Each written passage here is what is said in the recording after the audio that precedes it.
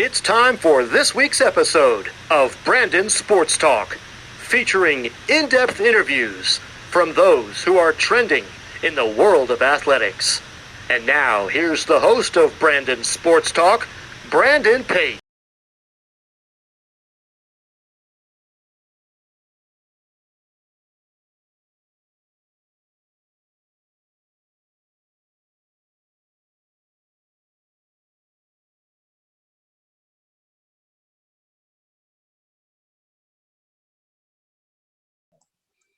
Welcome back to Brandon Sports Talk. In today's episode, I have the privilege to interview the Army Hockey Associate Head Coach, Zach McKelvie.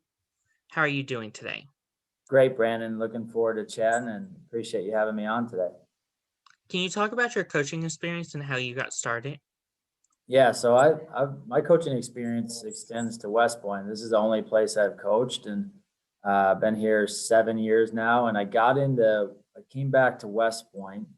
I was playing pro hockey, and my wife at the time was in the Army, and she was about to get stationed at West Point. And Coach Riley ended up having kind of coincidentally had an opportunity for me to coach here. So I took it, jumped at it, and I've always wanted to be in coaching and kind of never looked back since. So it's been a great fit and a lot of fun coaching at my alma mater here. What are some of the things that you have accomplished at Army? Yeah, so I think Coach Riley and I have been together for 7 years, and we've had a couple other assistants here during those times, and we've been really proud of some of the things.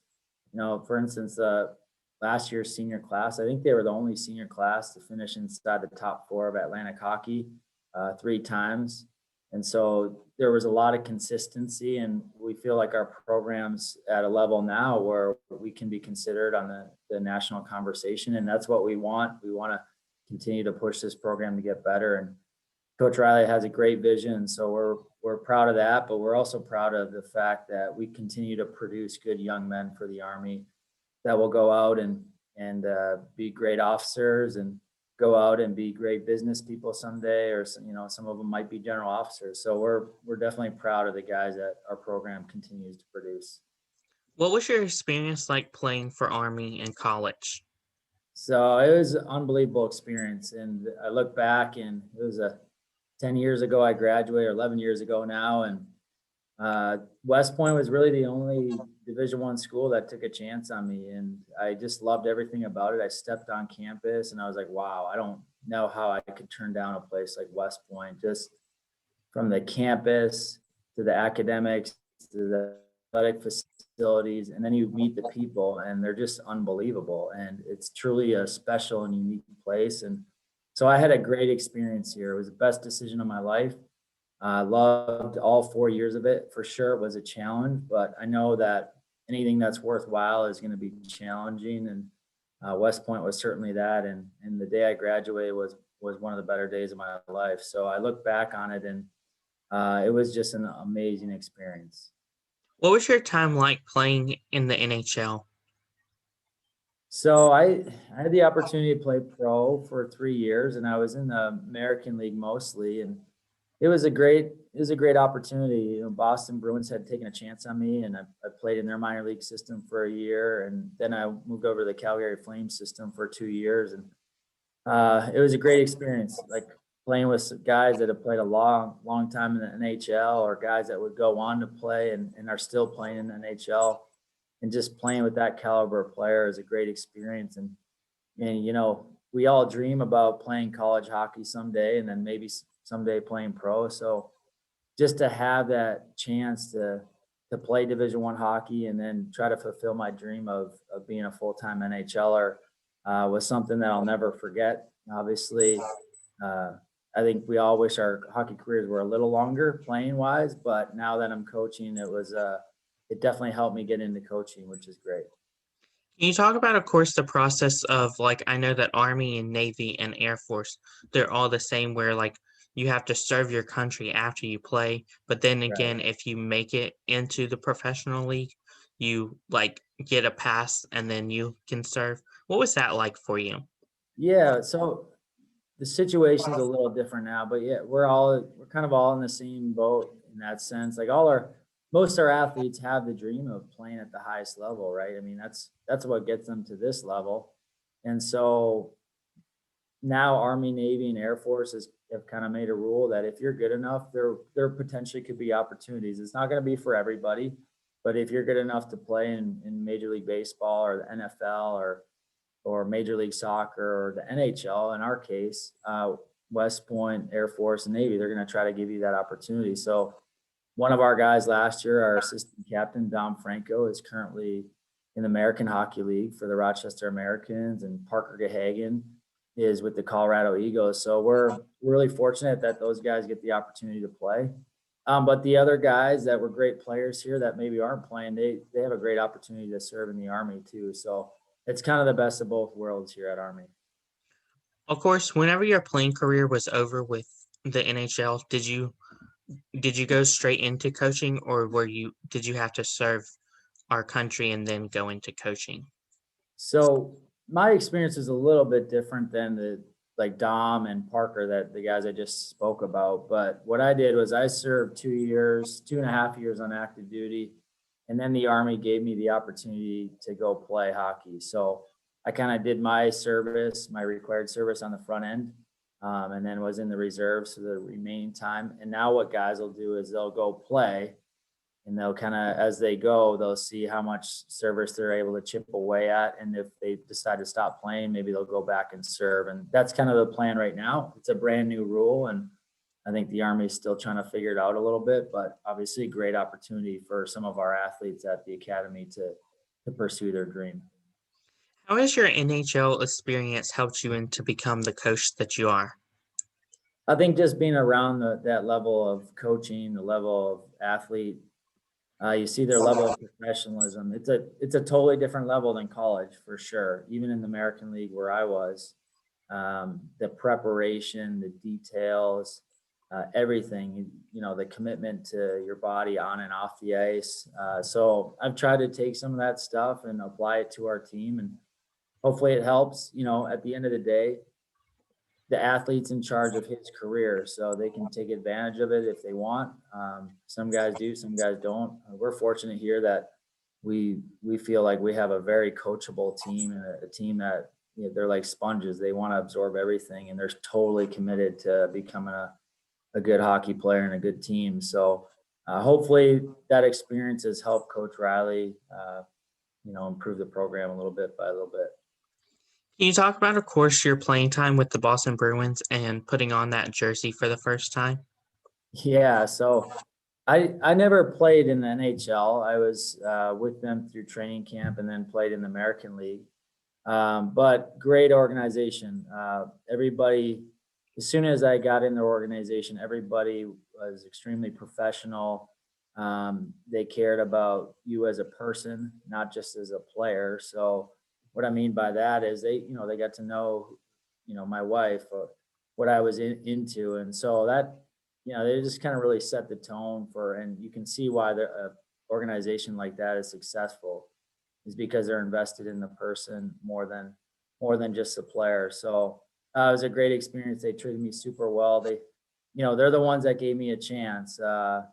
When I was in college, I think being a West Point player at that time, I think a lot of pro scouts maybe didn't know if I could go play, and they just decided to take a chance. They thought outside the box and gave me that opportunity, and fortunately stuck with me while I was in the Army, and took 2 years off of hockey. So it was a phenomenal experience, and it's kind of cool to see now some of the players I played with in the minors are, their head coach was my coach in the American League, and some of the players that I play with in the minors are now on their NHL team. What have you accomplished so far at Army?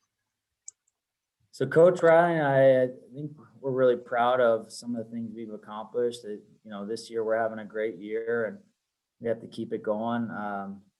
We, like I said before, we're proud of some of what our guys go on and do, but I think the fact that we are being talked about on the national stage is something that we've always wanted here at Army. And I think it's something that our school deserves. It's something that our alumni deserve. And so we're just going to keep pursuing that. And we're not too focused on, some of the success we've had in the past. Is more just kind of riding this wave that we're on right now, and hopefully getting that opportunity to compete in the national tournament this year. What does a typical day for game day look like? So I think it probably is pretty similar to most college. We usually do a pregame skate in the morning, or pregame meeting, then pregame skate. And then our guys really go about their day. If we're at home, some of them have class. And then if we're on the road, I think most of them go nap in the hotel. And then we do a pregame meal together at 1 or 2 o'clock. And then we're on the bus a couple hours later to the game. And a game, right before a game, we typically have a power play meeting at 5. And then Coach Riley will have a team meeting at 5:20. And then it's really their time until 7:05. So pretty standard day for us. I think pro teams probably do it fairly similar as well. Who are some of the teams that you play in your conference? So it's interesting this year because of the pandemic, we're kind of doing pods. So we typically have an 11-team league, and we still have that, but we're just competing against our Eastern pod. So right now we play American International College, who I think is 14th or 16th in the country now, Sacred Heart University, Bentley University, and Holy Cross. So really tough teams. It's tough to play them 4 or 5 games, and there's a lot of battles. But the great thing about the teams we play, like, they're really well coached, very well recruited, and so it makes us, you have to bring your A game every night. There's no off nights.